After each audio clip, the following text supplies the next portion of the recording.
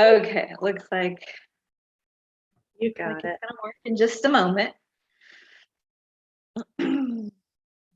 And I don't know if everyone heard me. Dawn is going to be a little bit late, so I'll get the class started once I'm able to. Here.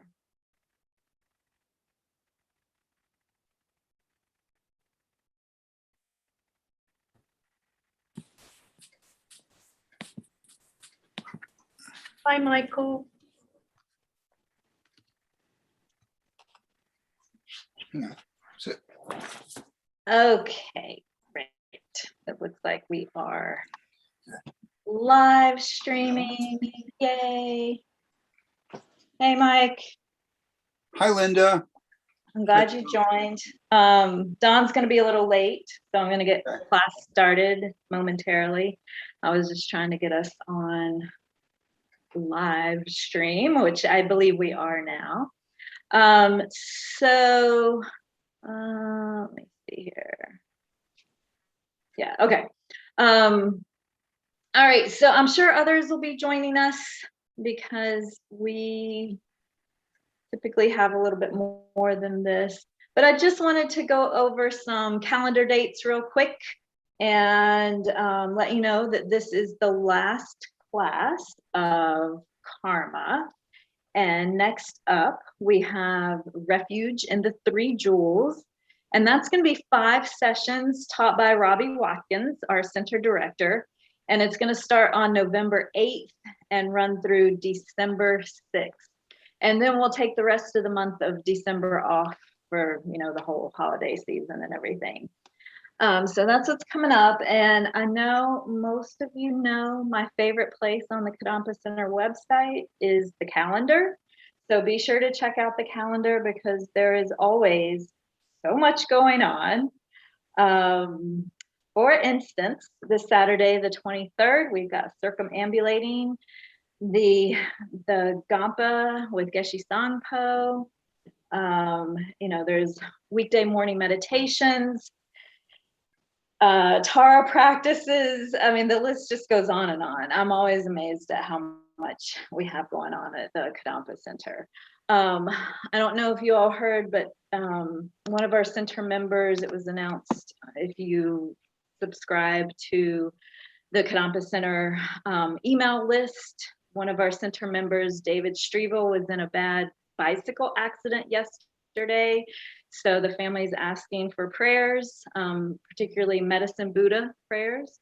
If you subscribe to that newsletter, the Medicine Buddha prayers on there with the mantras and everything that you can do. He's apparently in ICU in Chapel Hill. So please send David Strevel and his family, Elise is his wife, your prayers if possible. So Don is in California with one of his daughters, and he just called a little bit ago and said that they were going to be late because it sounded like they were stuck in traffic on Highway 1. And so he was going to join us as soon as he can. So he asked me to go ahead and get us started. So I'm going to go ahead and bring up the prayers.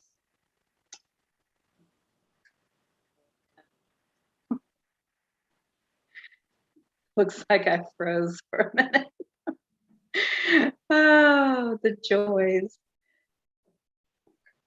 So hang tight if you can hear me. Just hold tight. Hopefully I'll be back on momentarily.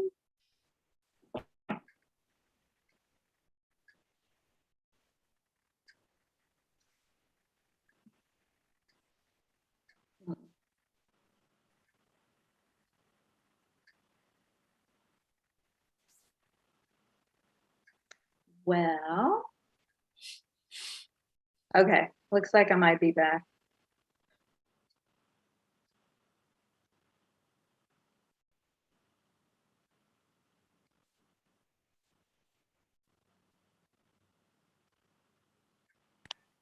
Crazy.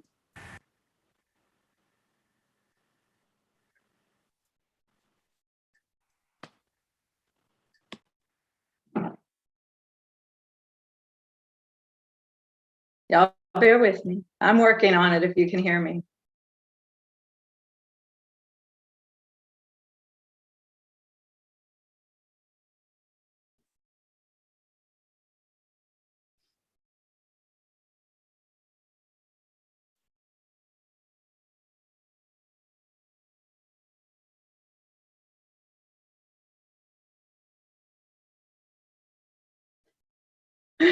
Oh my goodness. My computer's like stuck.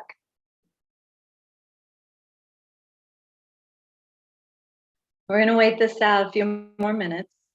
I don't even know if you can hear me. If so, just bear with me for another few minutes.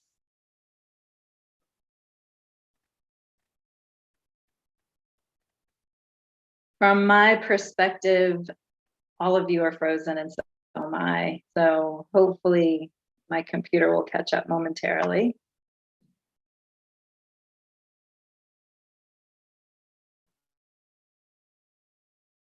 Sorry, you guys. It looks like our karma for tonight is, having some challenges here. I'm trying to open my screen for screen sharing. My computer's thinking about it.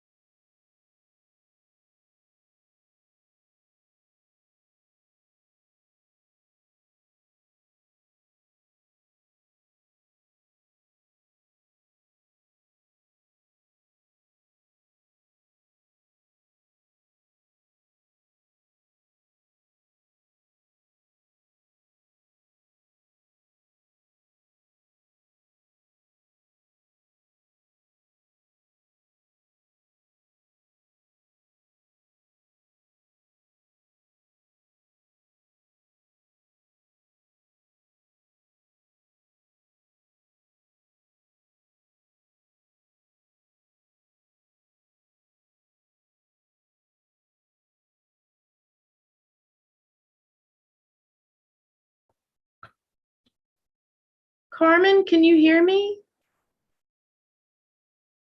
Giovanna, can you hear me also? Yes, I can hear you.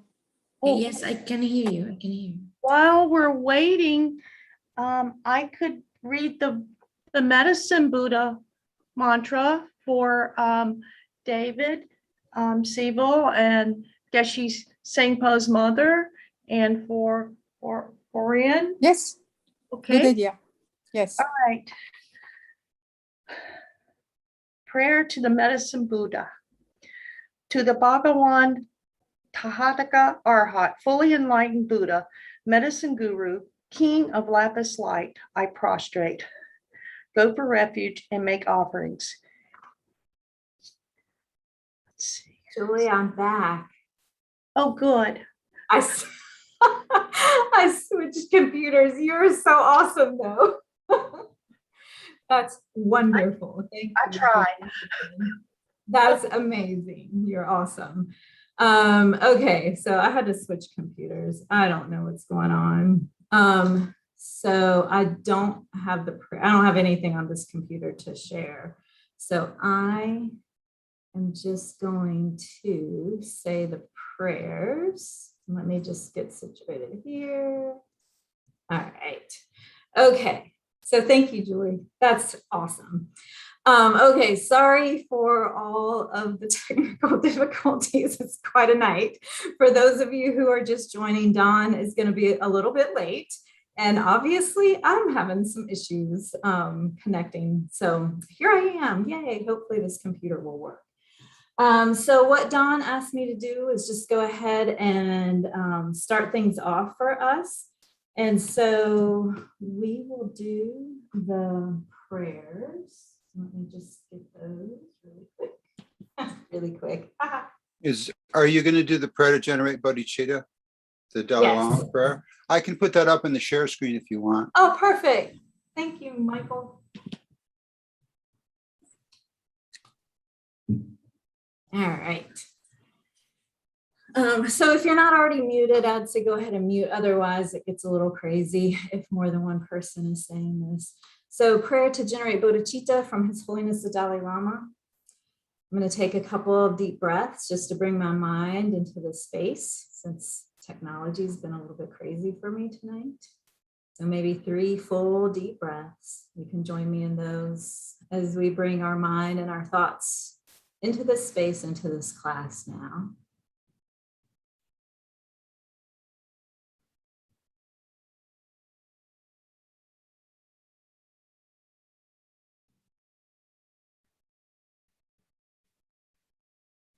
With the wish to free all beings, I shall always go for refuge to the Buddha, Dharma, and Sangha until I reach full enlightenment. Enthused by compassion and wisdom, today in Buddha's presence, I generate the mind of enlightenment for the sake of all sentient beings. For as long as space remains and as long as sentient beings remain, until then may I too remain to dispel the miseries of the world. And we can say the 4 immeasurables. Do you have that, Mike?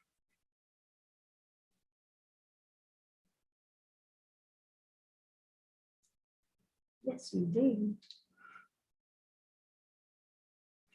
May all sentient beings have happiness and the causes of happiness. May all sentient beings be free from suffering and causes of suffering. May all sentient beings be inseparable from the happiness that is free from suffering.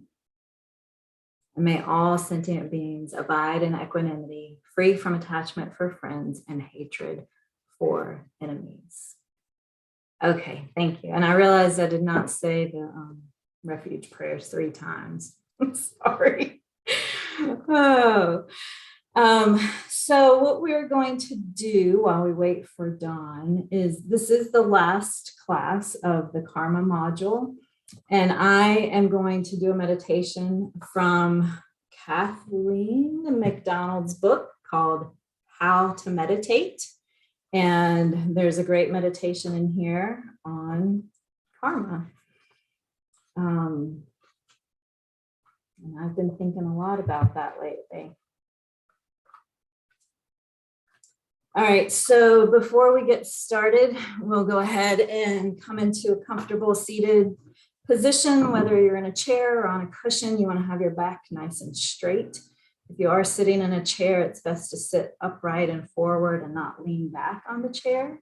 And then gently tuck your chin just a little bit, not a lot, but just a little, to lengthen the back of your neck. You want to relax your jaw and bring the tip of your tongue to the roof of your mouth, just behind your teeth. Relax your shoulders, and then bring your hands into a meditation mudra, which the left is on the bottom, right on top. The tips of the thumbs touch, and you bring that just on your lap. And then you can gently close your eyes. And then again, check in with all those meditation points or postures. Crown of the head reaches up, the back of the neck is long, shoulders are relaxed, jaw is relaxed. And then just begin with some full deep breaths again, inviting your mind into this space and into this time. This is the time you've set aside for discovering Buddhism, to learn and grow, and to integrate the Dharma into your life.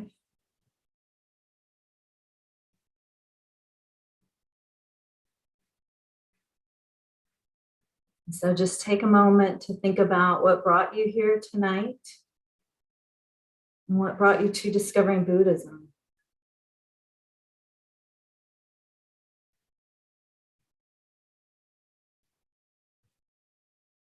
And whatever that motivation is perfectly fine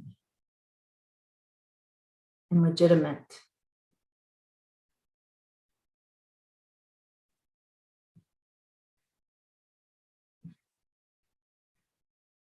And then you might take a moment to extend that motivation out beyond yourself to the others whose lives you touch.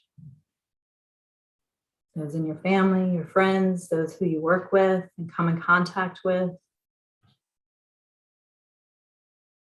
Complete strangers you pass on a daily basis, not really knowing who they are, but they're in our lives anyway. And then extend that motivation out to even those who you might have difficulties or challenges with. And so that what you take with you from this meditation and this class goes out beyond yourself to all sentient beings, beyond humans, to all the sentient beings, from the little tiny ants to the big lions and the whales in the ocean.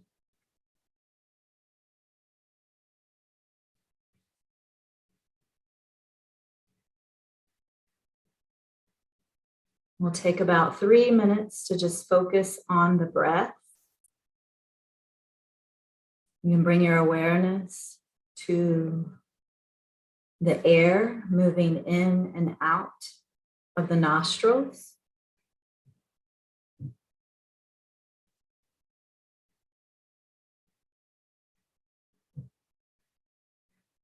And just simply sit with your breath for a moment.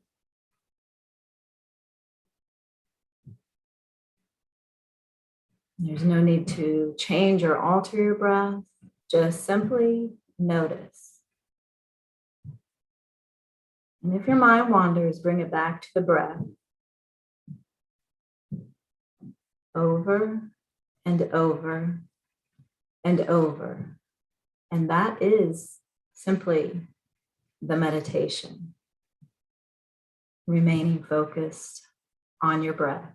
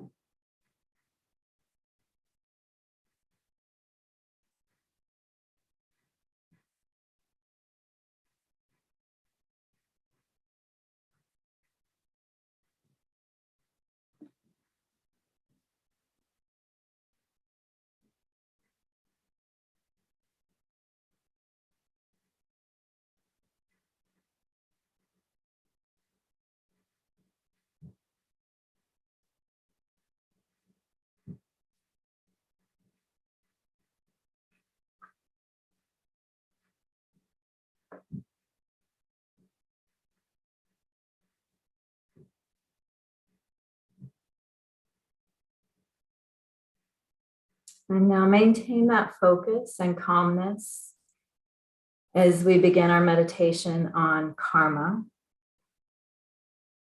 So the purpose of meditating on karma is twofold. One, to develop the awareness that we are responsible. We are the creators of our own experiences. And to learn which actions bring suffering so we can avoid those, and which actions lead to happiness so that we can engage in these. So let go of your thoughts of the past and the future, other places and people, and resolve to keep your mind focused in the present on this meditation.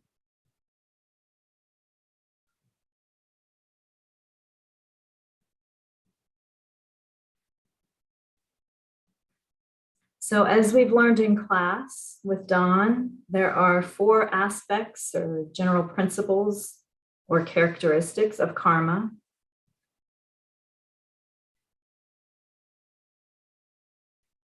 And so as we reflect on those principles, you might even think about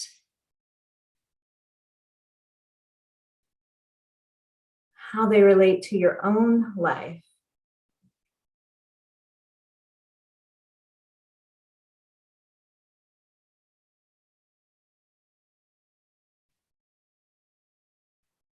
And so the first principle or characteristic of karma is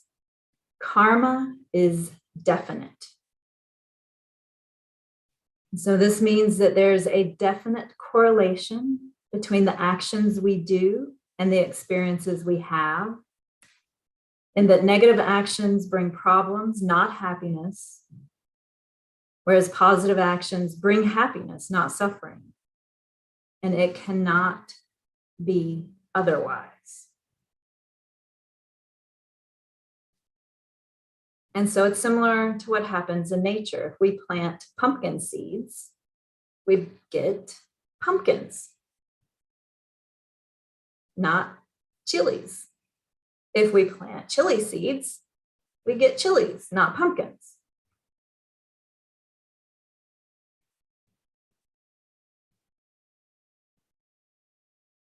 And so it's up to us to plant those positive or negative seeds. So how do we know which actions are negative and which are positive? Well, the Buddha explained that it depends on our state of mind or our motivation.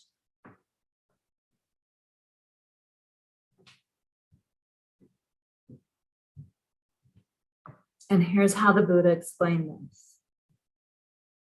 Mind is the forerunner of all states. Mind is chief. Mind made are they. If one speaks or acts with an impure mind, suffering follows, like the wheel that follows the cart pulling an ox. Mind is the forerunner of all states. Mind is chief. Mind made are they. If one speaks or acts with a pure mind, happiness follows, like one's shadow that never leaves. In other words, negative actions are those motivated by impure minds, such as anger, attachment, jealousy, and ignorance. And positive actions are those motivated by pure minds, such as compassion, love, non-attachment, and wisdom. But the Buddha also explained 10 actions that are by nature negative and lead to suffering. You might recall those from class. Killing, stealing, sexual misconduct, lying, divisive speech, hurtful words, idle talk, covetousness, harmful intent, and incorrect views, such as rejecting karma or the existence of enlightenment. So there's a corresponding list of 10 positive actions, which involve making the conscious effort to refrain from the 10 negative ones, with the recognition that they lead to suffering. That is, consciously refraining from killing, stealing, and so forth. And other examples of positive actions are helping those who are sick, poor, depressed, or grieving, or being generous, ethical, and patient, and doing spiritual practices with a pure motivation. Now take a moment to think back over your life and see if you can recall having done any of these 10 negative actions. And try to recognize that although these actions may have brought you some short-term benefit, in the long run, they will bring problems.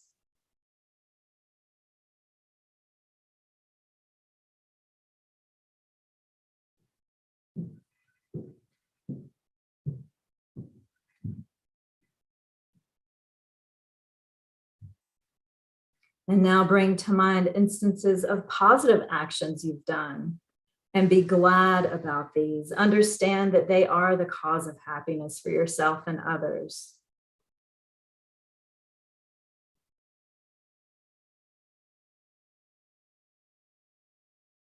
And try to feel, if I do negative actions such as killing or saying hurtful words to others, I plant seeds that will bring the bitter fruit of bad experiences and suffering. But if I do positive actions, such as protecting life and being truthful, I plant seeds that will bring the sweet fruit of good experiences and happiness. Therefore, I should try my best to avoid doing negative actions and create as many positive actions as possible. So just take a moment to reflect on that first principle or characteristic of karma, which is karma is definite.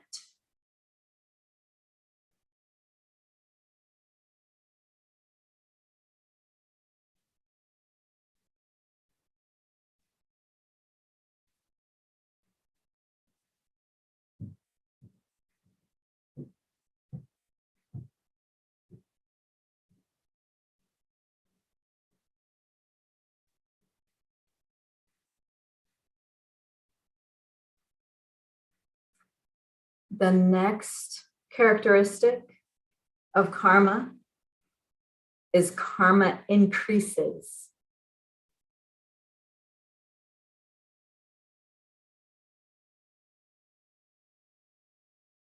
This means that if we do a negative action, even a minor one, and do not apply any opponent force, such as purification practice, the karma increases continuously and will bring many unpleasant results. And on the positive side, one small, tiny positive action, if not opposed by a negative one, will bring many positive results. It is similar to what we can observe in nature. Again, if we plant one tiny, teeny, tiny apple seed, eventually we'll have a huge tree bearing many fruits every year. And if we let the weeds grow unchecked in our garden, pretty soon they will take over.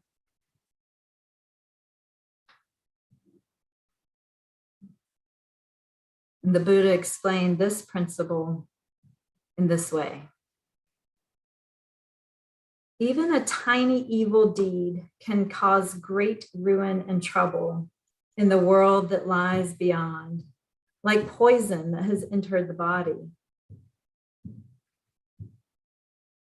Even small meritorious acts bring happiness to future lives, accomplishing a great purpose, like seeds becoming bounteous crops.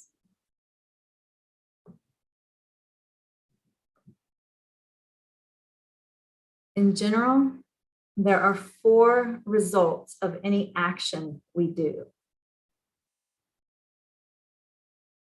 1, the fully ripened result. 2, the result similar to the cause in terms of experience. 3, the result similar to the cause in terms of action. And 4, the environmental result. To illustrate these, let's take the negative action of killing.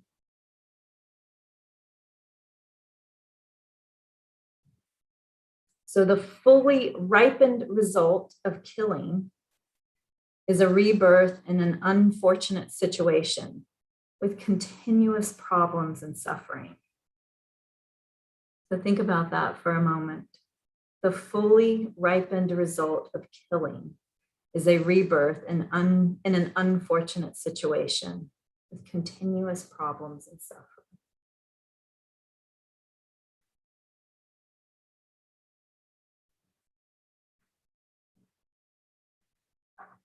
The results similar to the cause in terms of experience are unpleasant experiences that would occur in later human lives, such as having a short life.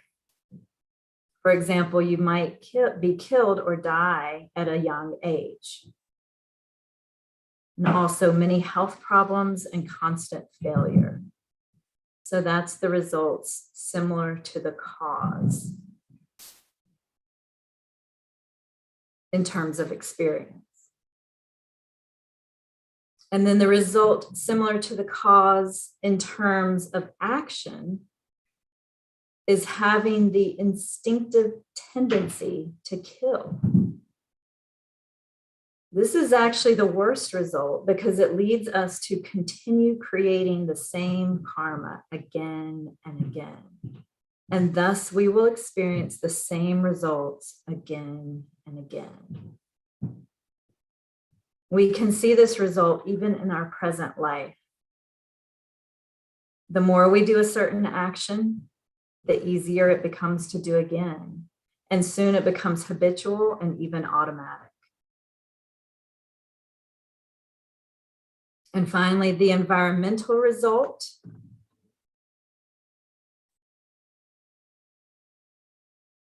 of killing is being born or living in a violent, war-torn, or unhealthy environment. Hey, Lama, Conversely, hi, we're I can't finished. hear you. You can't? I can't hear you. Oh, Can you sorry. hear me? Uh-huh. All right. Well, maybe that's all it needs to be, but I can't hear you. Okay. Give me 2 minutes. What now? Chat. Yeah, hold on. Yeah, I mean, I'm looking down here at the bottom.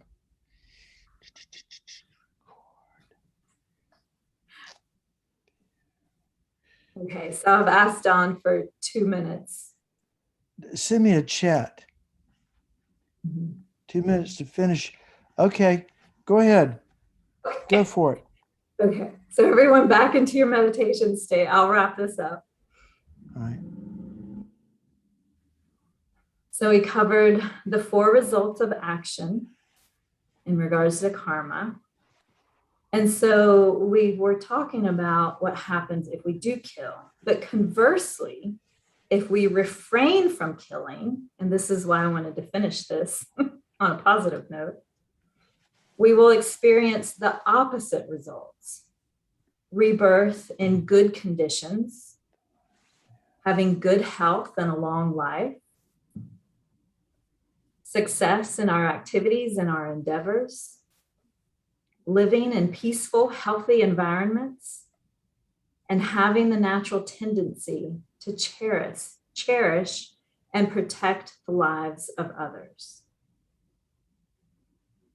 Take a moment to contemplate these points and see if you can come to the conclusion that it is important to refrain from even small negative actions, like telling little white lies. And it's important not to not overlook opportunities to do even very small positive actions, like giving 10 cents to a homeless person or breadcrumbs to some birds.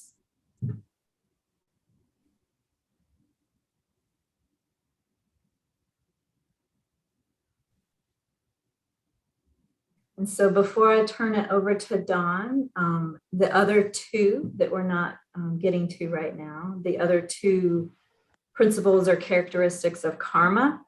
The third one is if we do not do an action, we will not experience its result.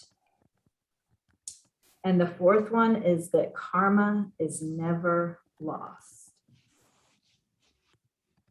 And so take a moment to end this session with optimistic thought, dedicating the positive energy that we've created from doing this meditation to all beings. May you and everyone else become free from suffering and its causes, karma and delusions, and attain enlightenment as soon as possible. Okay. Thanks, everyone. Okay, I'm going to turn it over to Dawn now. You're going to have to, if you want to communicate with me, I think you're going to have to, if you can hear me, raise your hand. Okay.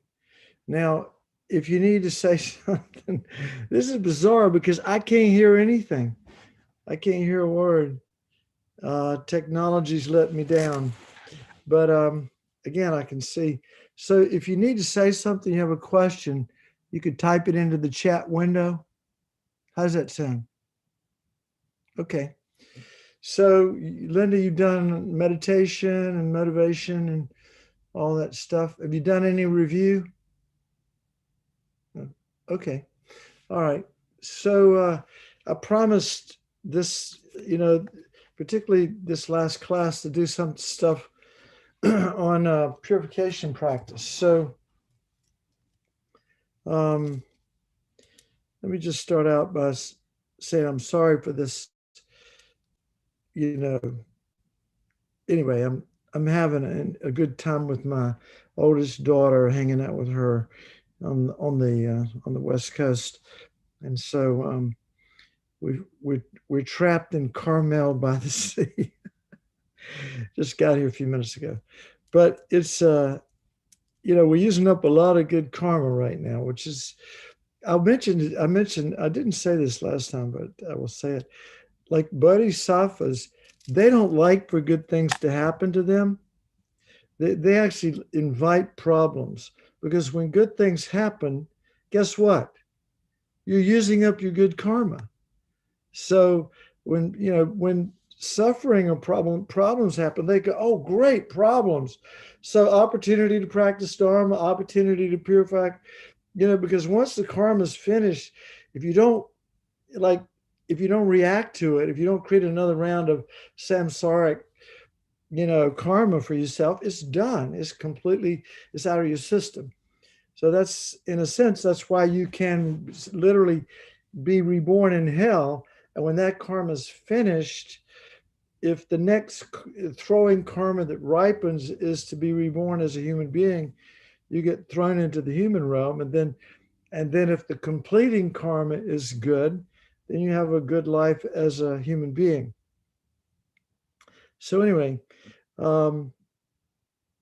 obviously there's a lot of things that we've said about karma in this class. By the way, can you hear me okay? Okay, good. Let me just take a minute and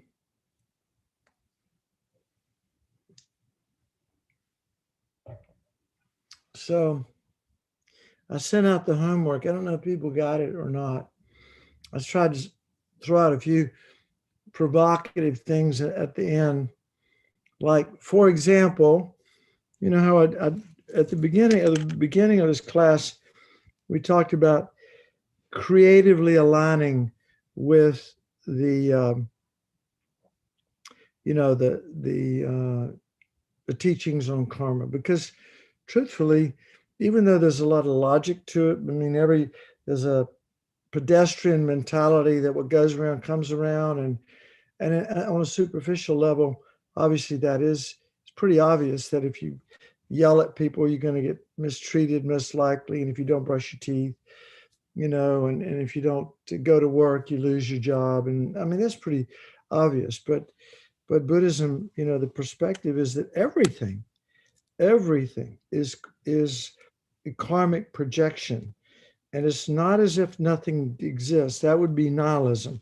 Buddhism doesn't purport that, but it does say that everything that we experience is our karmic projection. And as I mentioned in previous classes, and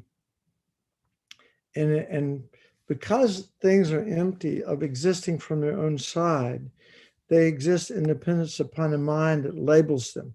And Lama Zopa is that's the most profound and difficult aspect of the king of reasoning, which they call dependent arising, that proves that things don't exist independently and inherently out there in and of themselves, because they exist in a dependent fashion and dependent upon causes and conditions, which is karma, and dependence upon a collection of parts that come together that create our that benefit our perception, right? When everything comes together in a certain way, we call it a computer. When it comes together, the parts come together in a certain way, we call it a human being or an automobile or a room or whatever. And things in most profound, and that's pretty easy to see.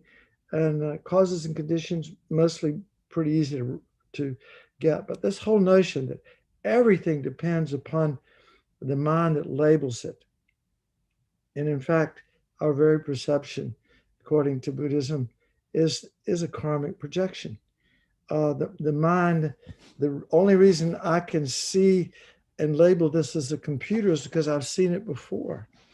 And so, so where do those, again, getting back to the frames of the video of my mind, that's my visual, that's allowing me to have the visual experience of seeing this class, is each of those frames, if it's a positive experience, the frames were created by former positive actions that were created either in this lifetime or some former lifetime. All that ripening, boom, now, 60 of them in the finger snap, billions of them literally creating every aspect of my experience. That's karma. Karma is creating our lives moment to moment. We have the karma to wake up this morning and still be a human being and have the opportunity to do whatever we do. So again, if we're having a beneficial or happy or a positive experience, that is from past virtuous actions. If we're experiencing ourselves as having a difficult time or suffering, then that's from our former negative actions. And so it's very helpful for my mind to see that everything that happens to me is me. Like if somebody's mistreating me, I'm going, wow, that's my, that's my karmic projection. That's because I treated somebody else like this in the past. Wow, I need to clean my act up. We can use every aspect of our lives to train ourselves, what to do, what not to do. If things are not going well, we go, okay, somebody's stealing from me. Wow, I need to be impeccable with my integrity around not lying, not taking anything that's not freely given. If people are mistreating me and just treating me disrespectfully, I need to be impeccable with every aspect of the way I treat people. So we all want to be happy and we don't want to suffer. I mean, we've said that a million times. Every teaching that I've ever heard the Dalai Lama give always starts it out saying, we're all the same. We all want to be happy. We don't want to suffer. So that's so clear. So what do we have to do? Because, you know, we talked about how karma is definite, positive leads to happiness, negative leads to suffering. It's expandable. We talked about how, you know, we cannot experience a result without creating the cause, and flip that around. You know, there's nothing that ever happens to us that we didn't create the causes for. And by same token, nothing in the future, everything that happens to us in the future will be the fruition of our actions at this moment. Like every moment, we are literally shaping our future lives. And then the karmic seeds, tiny little seeds or big seeds, whatever they are, they're never lost, unless the caveats are we can destroy karma with strong negative actions. You know, for example, anger can destroy eons of positive karma, or we can experience the fruits of negative actions, and those karmas are finished, and we can purify negative karma. And that's what this class is about. We want to talk about the Vladrasapa practice. So Vladrasapa, this is Lama Zopa Rinpoche gave this practice, and you can see the image there, right? So that's, but can everybody see that? Yeah. So Rinpoche shows that there's